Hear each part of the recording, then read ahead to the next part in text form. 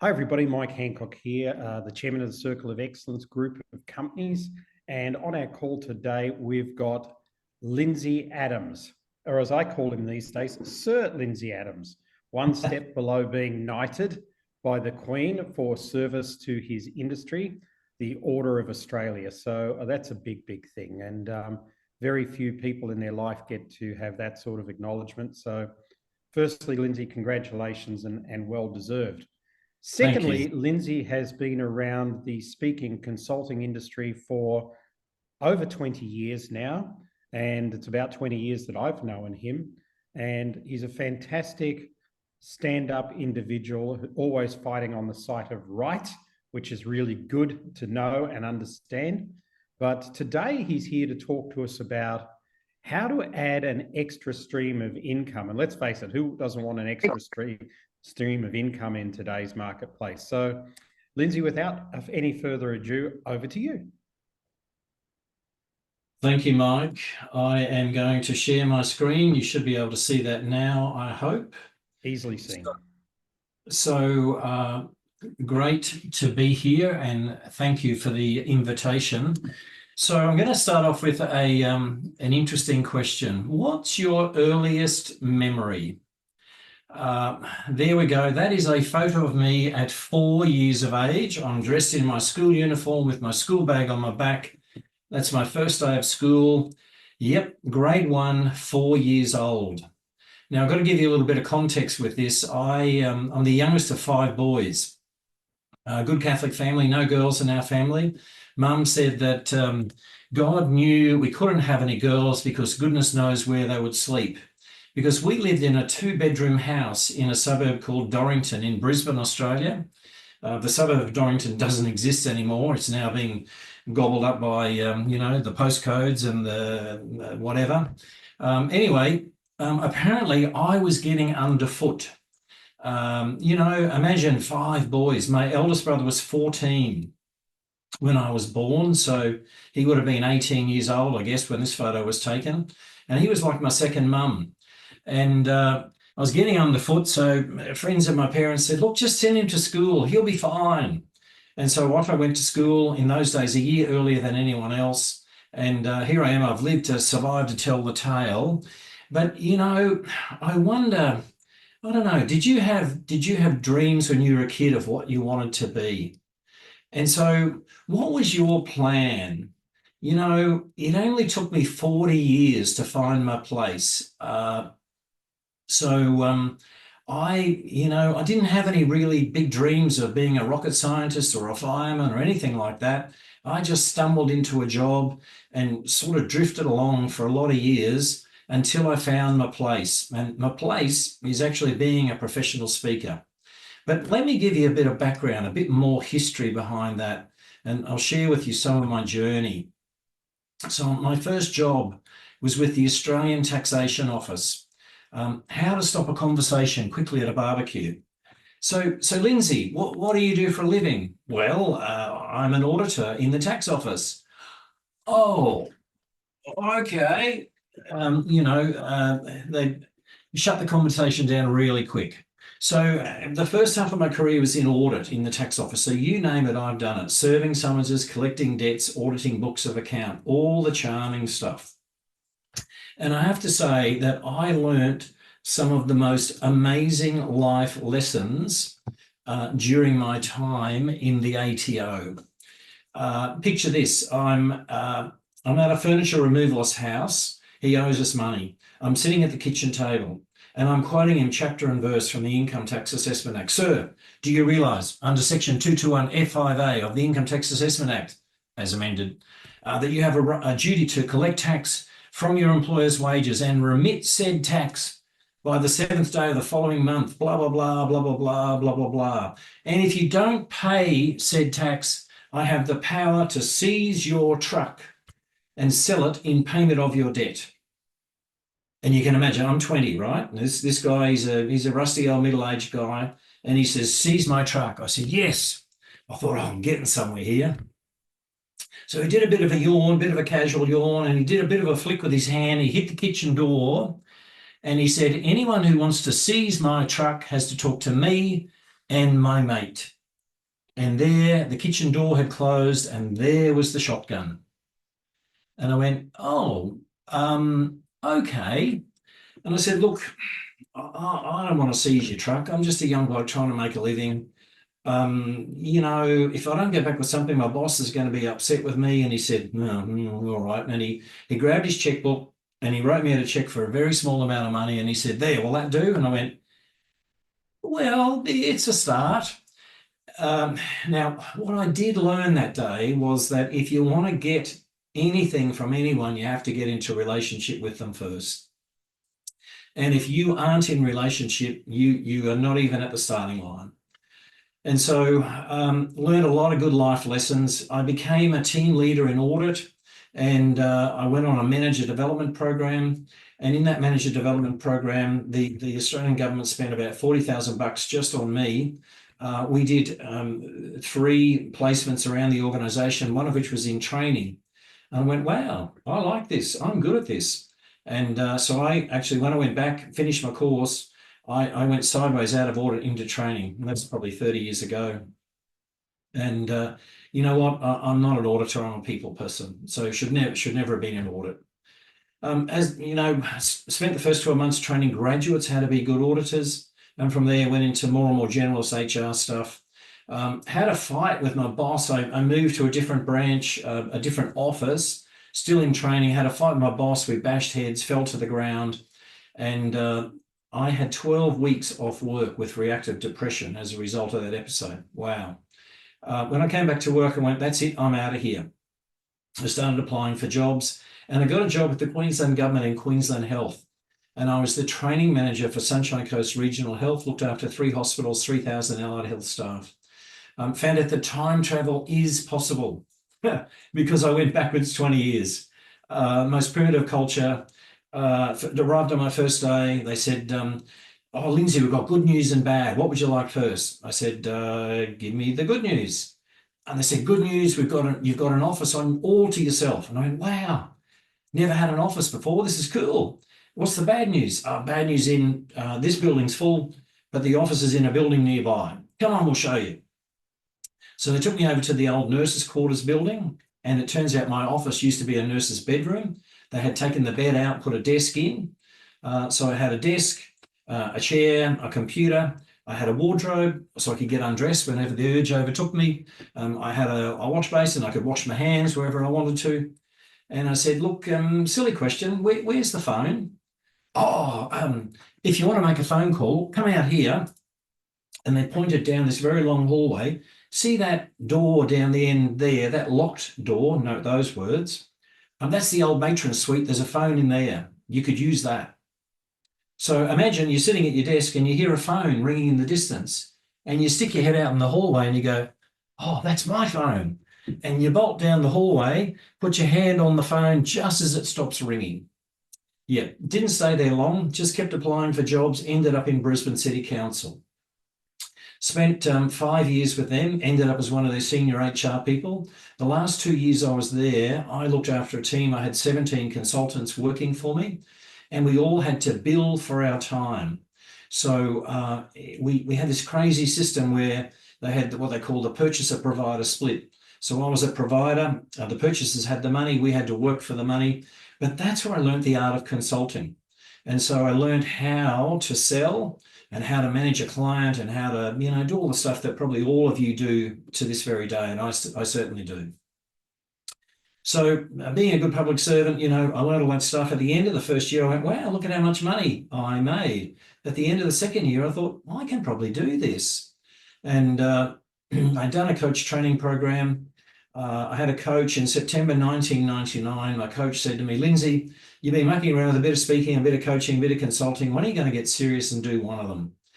And so I went, rightio. I went away and had to think about it. And I came back and I said, right, 1st of January 2000, I'm going to work permanent part-time. I'll work for government 3 days a week and I'll work for myself 2 days a week. And that's what I did.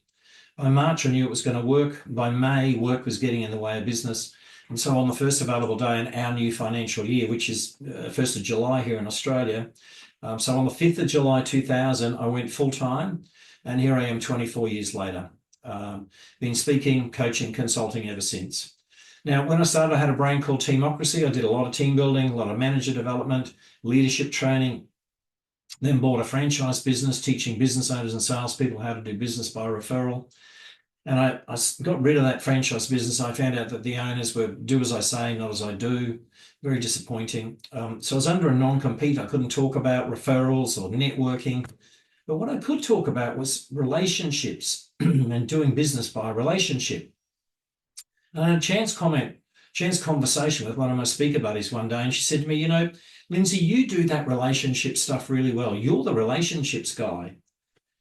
And I leaned in and I said, what did you just say? She said, you're the relationships guy. And I went, I love that.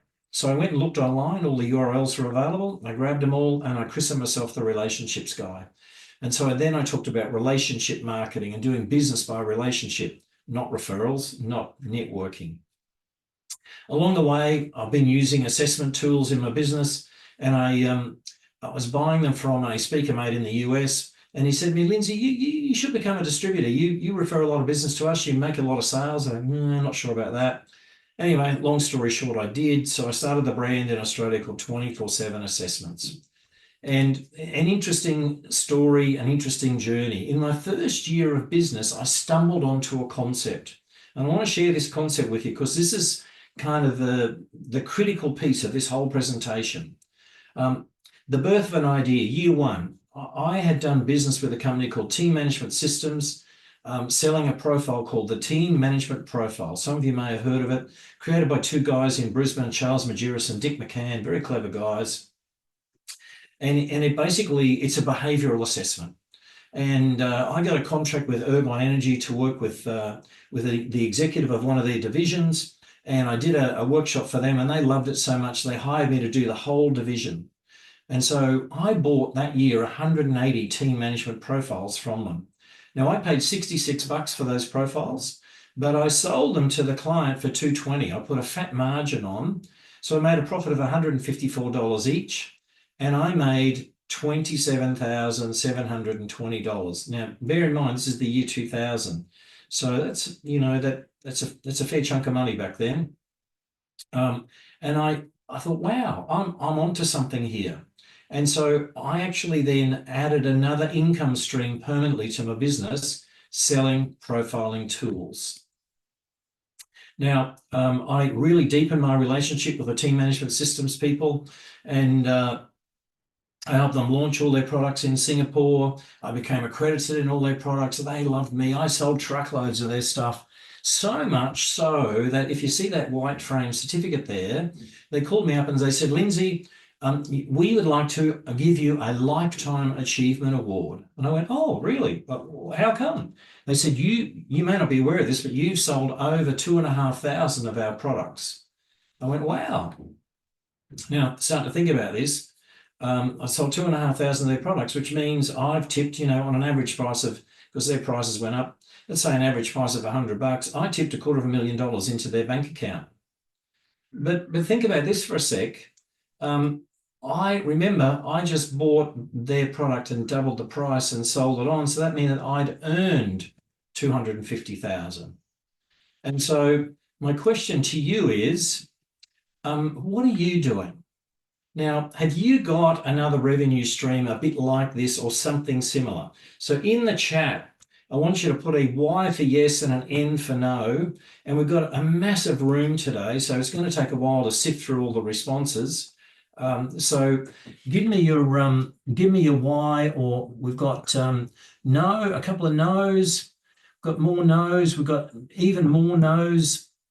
So we haven't got it. Oh, wait a minute, we've got yes. Saying 25% of the average person's income. Okay. Yeah, okay. That was the comment relating to something else. I get it, Mike. So we've got basically a whole bunch of no's. So what I want to do is I want to give you some case studies. I want to really spark your thinking now and get you thinking about, well, what could I do in my business? Now, for me, this has been quite a lucrative, additional stream of income.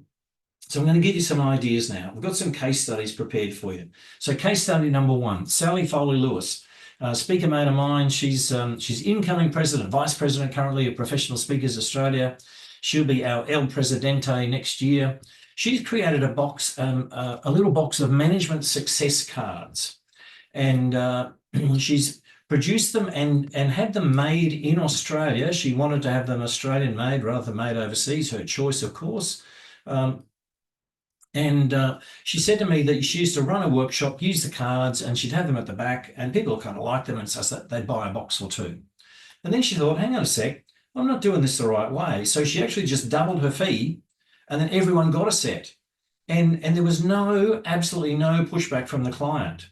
So think about that for a sec. She doubled her fee, and everyone got a set. And of course, if she had more at the back of the room, they'd buy them as well.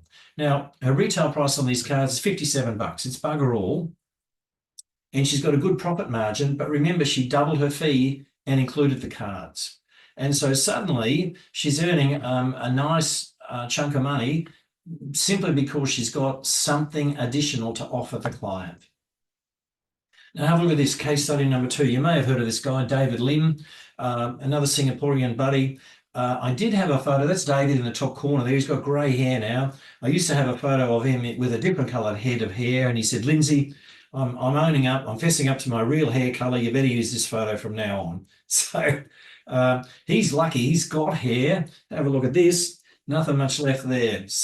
Oh, Mike joined the crew. Now, have a look at this. David was the first, he's the first Singaporean to lead a challenge on Mount Everest. He's a mountaineer, and he led the first ever Singapore-based challenge in 1998. He personally didn't make it to the top because he got some evil injury related to cold weather, which has given him some real health challenges in later years. But he created a thing called the Everest Challenger game. And if you have a look on the screen there, there's a photo of a bunch of people playing his game. It's a management or leadership game. And he sells that with an annual license fee of around $3,000 US. And you have to buy the kit, which he sells, depending on how much he likes you, for $2,000 to $3,000. Now, David now calls this my David Not Here income. And he's licensed this game in 14 countries so far. And when I spoke with him last, he'd done 40 licenses, but he was just negotiating another big deal to offload another 20. And he said, at the minute, Boy Scouts of America are his biggest customer. And so if you become a leader in Boy Scouts America, it's compulsory. You will do the Everest Challenger game. So something to look forward to if you move to America. He is now moving the Everest Challenger game online to open up an even bigger stream of income. Now, David is now semi-retired. However, he's still speaking at conferences, running training seminars and workshops, and he's still receiving his David Not Here income. So I wonder, what could you do? What additional stream of income could you add? Now, I'm going to share some of what I do, and these are 3 of my favorites here.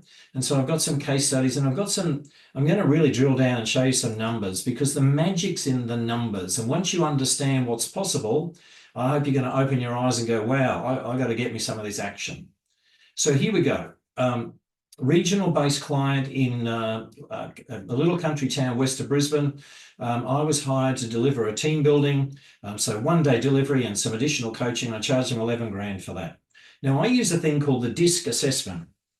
Now, you're probably all familiar with DISC. It's been around for a long time. Created, William Moulton Marsden wrote a first paper in 1926 about this. Now, he didn't actually develop the DISC profile himself. Other people did. However, he came up with the core concept. Now, Marsden was an interesting guy. He had 2 wives. He had and 4 kids. He had 2 children to each wife. And I've done a lot of research on this guy. In fact, I wrote about him in my first book called The DNA of Business Relationships. And Marsden, I suspect he was a Mormon. I can't really clarify that or not. But one of his wives used to go out and work and earn money, and the other wife stayed home and looked after the children. He discovered also or he came up with the concept of the lie detector, because he noticed that when one of his wives bent the truth, her color, her skin tone changed. So he hypothesized that her systolic pressure, her blood pressure, would change when she told lies or bent the truth.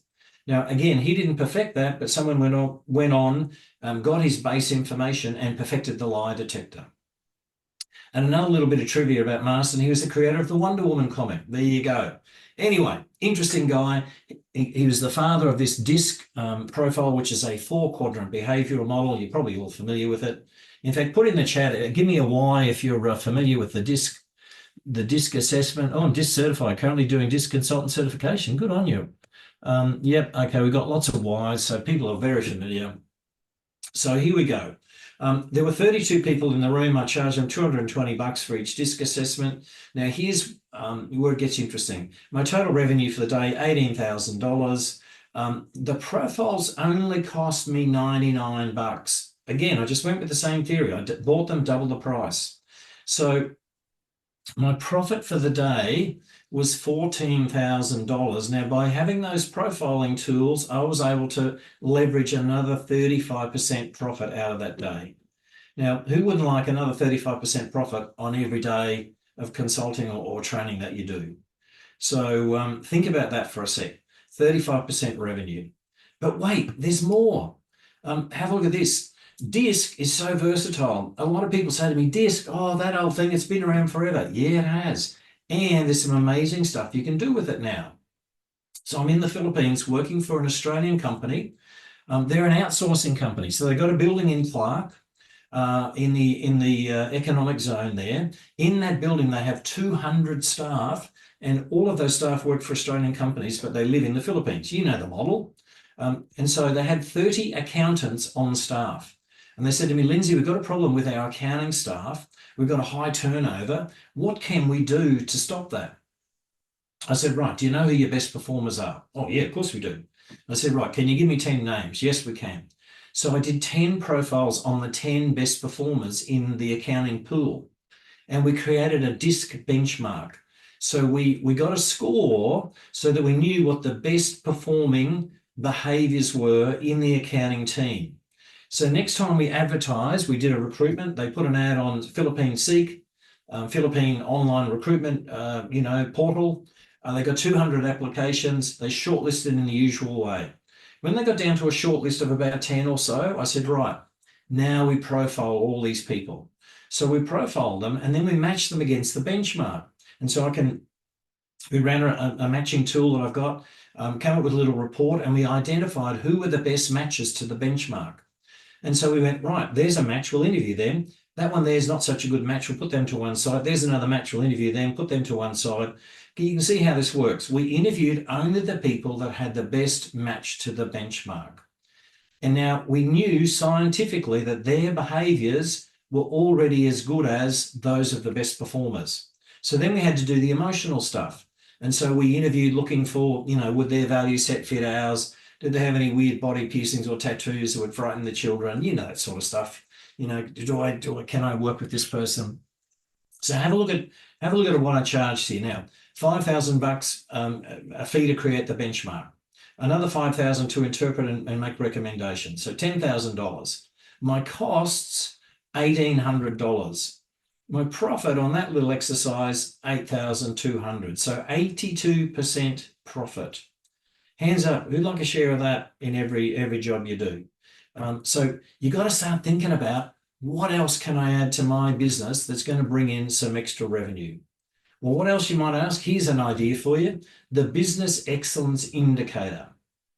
Now, I love this. I call this my money revenue generation tool. So this tool measures the non-financials in business. So culture, leadership, strategy. So a lot of businesses are all over their expenses. They know what their revenue are, they know what their expenses are, but they never worry about measuring how effective is our culture, how good is our leadership, or what strategy have we got. So this tool, it's all about measuring the gap. And you can see here, this is a page out of the report, and it shows you the gap. The gap between the ideal culture and the current organization culture is 54%. The gap with leadership, 71%. There's some big numbers there. And this is data provided by the company, by the employees of the company. It's not the consultant sticking their head in, having a look around and go, well, I think you've got a problem. I know I can solve it. No, this is hard data provided by the company. And so, what's that old saying? Prescription without diagnosis is illegal.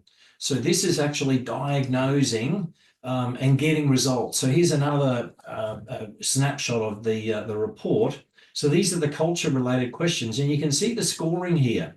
And they're the questions, and these are the responses given by the people surveyed. Now, I'm just going to go back to that page for a sec.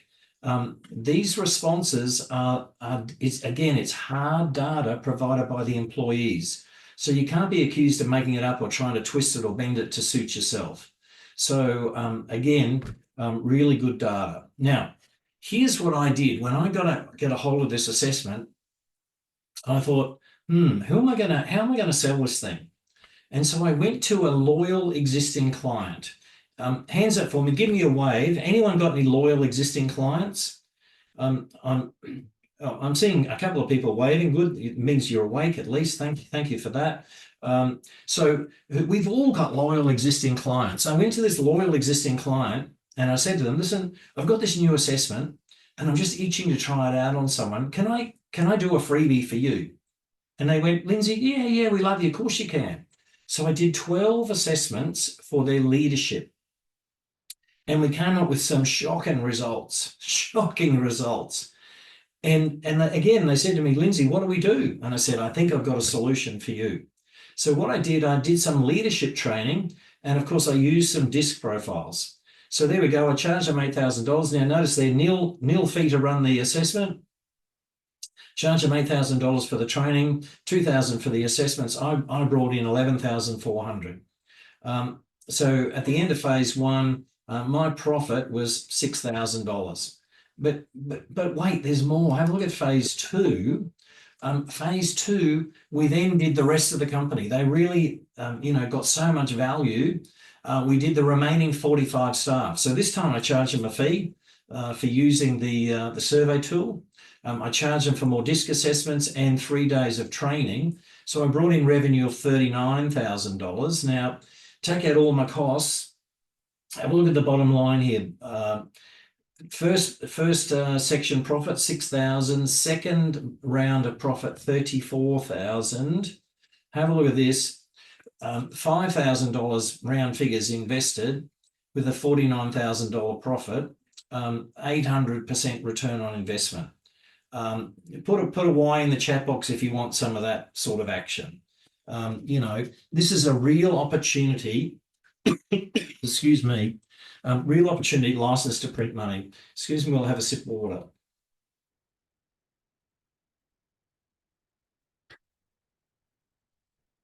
Now, one of the things that I do for consultants, for speakers, for trainers, is help them identify the right kind of product that they could attach to their business.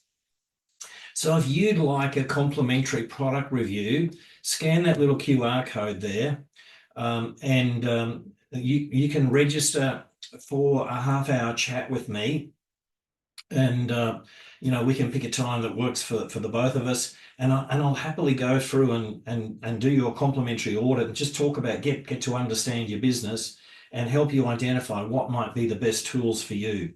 I did this webinar for a bunch of my speaker buddies here in Brisbane. I had 2 of my speaker mates came to me afterwards and they did the product review, and what we came up with them was a leadership game. And so they've now created their own game. And in fact, I just emailed them today and said, I'd love to use you as a case study in my next presentation.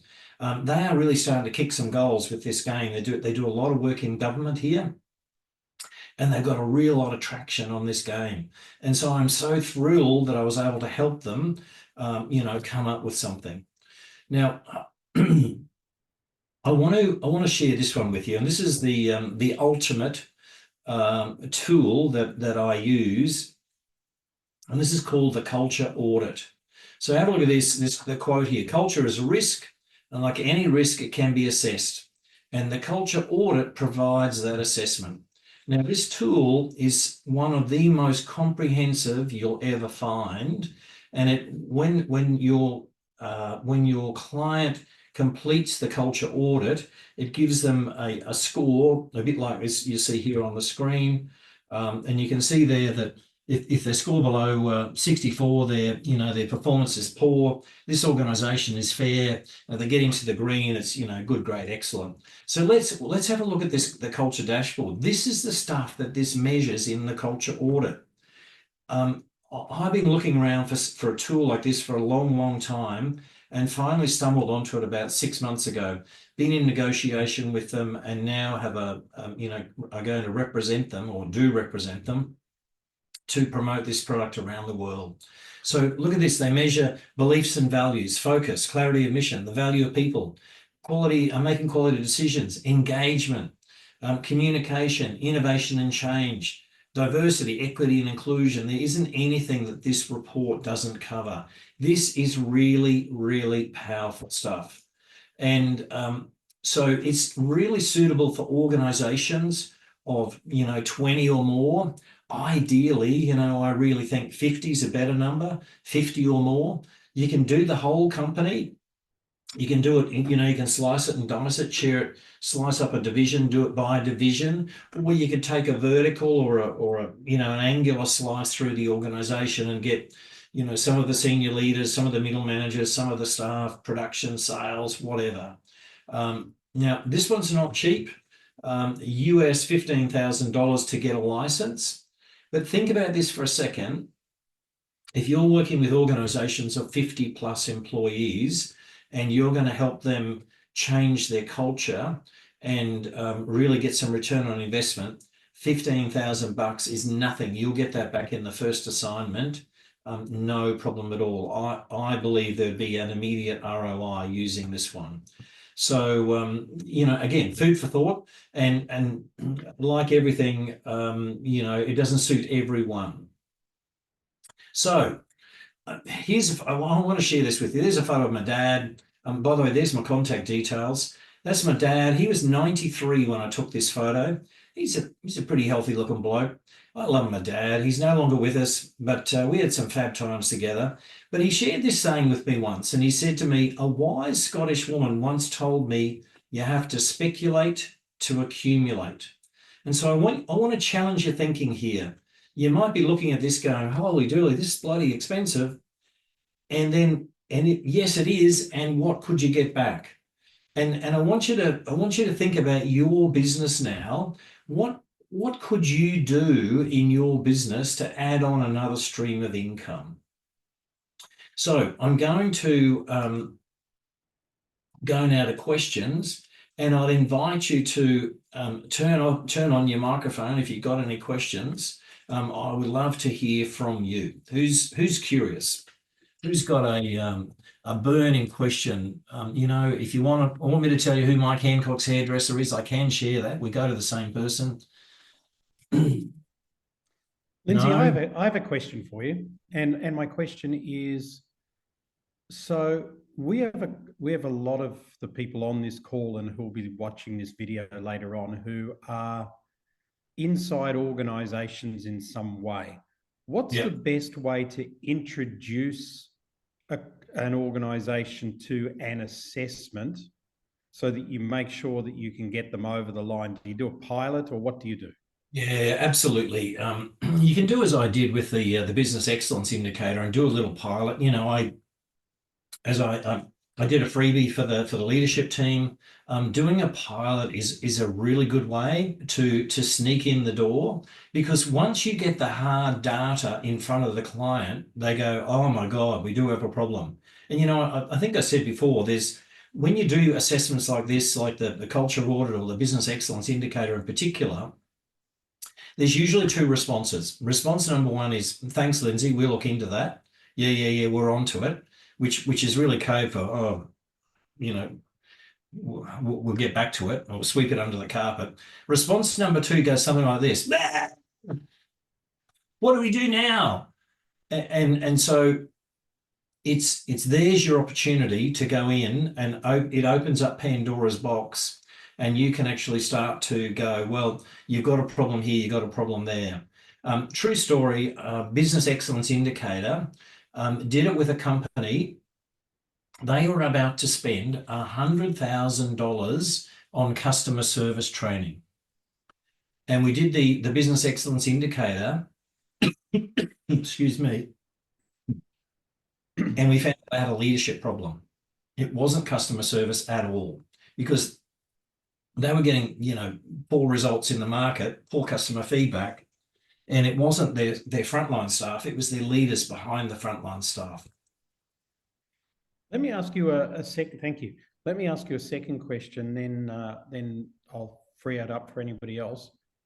What would be one of the smallest businesses that you would put through an assessment process, and how appropriate would it be to them? Okay, so in terms of the culture audit, I said you could probably do 20, really ideally 50. In terms of the Business Excellence Indicator, you could do, half a dozen people and still get some sort of meaningful result.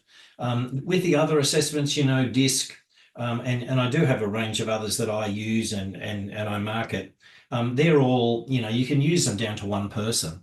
And so if you're a coach, you can use a DISC assessment to quickly find out about your client. What are their strengths? What are their weaknesses? And then you can start coaching them.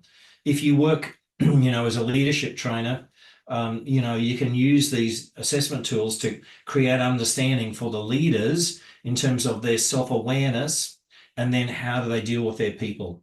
Because we all know that if you're a leader, you've got to bring your staff and bring them on the journey with you. If you aren't talking their language, you ain't going to get anywhere. And so, having a tool in that situation really works. And of course, if you're doing a team building or something like that, then it's brilliant for creating understanding of all of the people in the room. And I've seriously had comments like, oh, now I know why Mike Hancock and I get along so well together. Oh, now I know why Mike Hancock and I get along like petrol and matches. It's that understanding. Once you have that level of understanding, then you can do something about it, and you can take a step toward that other person, change your behavior a little, to get what you need or want. Great. So just in recapping, so you're offering to help anybody on this call or watching this call later on to know what sort of assessments they should use, et cetera, et cetera. Yeah, so I've done this now for quite a while, working with other people. Just do a bit of a quick assessment, get an understanding of their business, and there are literally hundreds and hundreds of different avenues that you can use to add another stream of income to your business. Now, okay, I market a set of assessments. Yep, some of them are appropriate, but guess what? There's a bucket load of other stuff out there as well. And one of the things that I pride myself on is I stick to my knitting. I know what's best, and I recommend it. I'm not like the sheepdog. We're not going to herd everyone into the same pen, So it really is what's appropriate for you. Yeah. Great. Yeah, thank you. I think I should open the floor for anybody else. Well, I've just overwhelmed them all. Drown them in data. Dave's turned off his microphone. What do you got for me, Dave?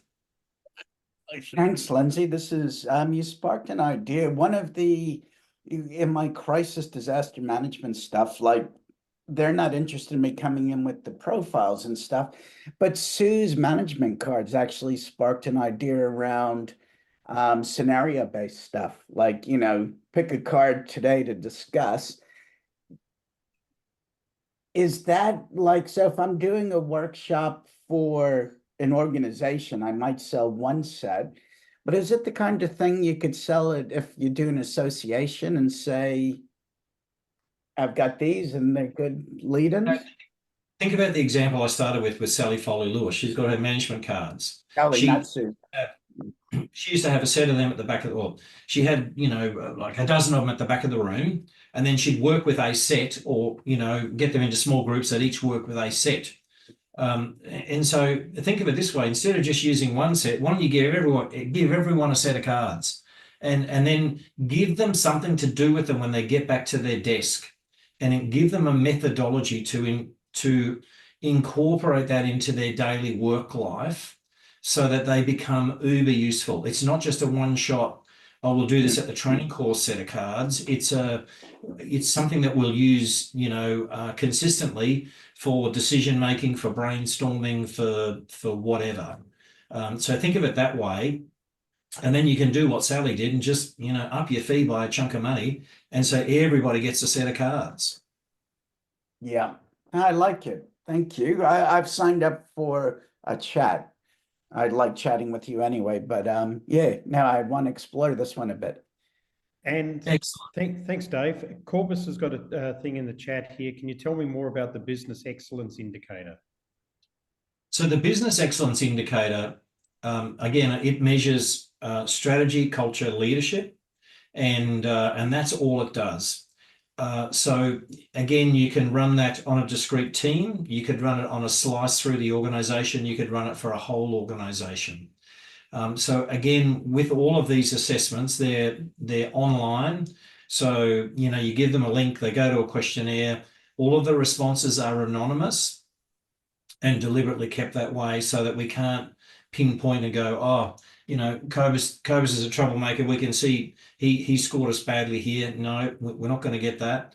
And so, and then it gives you a comprehensive report with very good scores again, against all of the questions, and you can do it. You can break it down, as I said, with team or division or whatever. And so once you have that data, then you do a presentation to the leadership team and you say, look, here's your problems, and you come with a set of recommendations. And it might go something like this. Look, I'm an expert in leadership. That's my sweet spot. Mike Hancock is my strategy go-to strategy expert, so he'll come in and do a session on strategy. Now, my buddy Dave Greenberg is an expert on culture, so I'm going to bring him in to do work on culture. So you might bring a whole team approach, or you might just do it all yourself. It depends on how versatile you are as to what's appropriate for the client. And so again, a really good tool for identifying problems. It's a line in the sand piece of work. Once you've got an assessment, you go in and do your intervention, and then you come back in 3, 6, 9, 12 months time and do a second assessment, and you're remeasuring against your baseline. And so then you can track your progress. So again, really, really comprehensive tool. Great. Any other questions? Maybe, Lindsay, you could throw up the QR code again. How do we get, so here's a question. How do we get certified to use these tools with our clients as well? Do we work with you? That is the best question of the day. Here's the thing. Every other supplier of these kinds of assessments requires a huge buy-in to start using their product. With me, you pay nothing. There is no fee to start. You can start using the tools straight up. Now, for some of them, for the business excellence indicator, I'll be there to guide you. With the DISC assessment, for example, now my business is called 24/7 Assessment, and it's called 24/7 Assessments for a reason. We open up an account for you. You get your own username and password. You can access that account 24/7.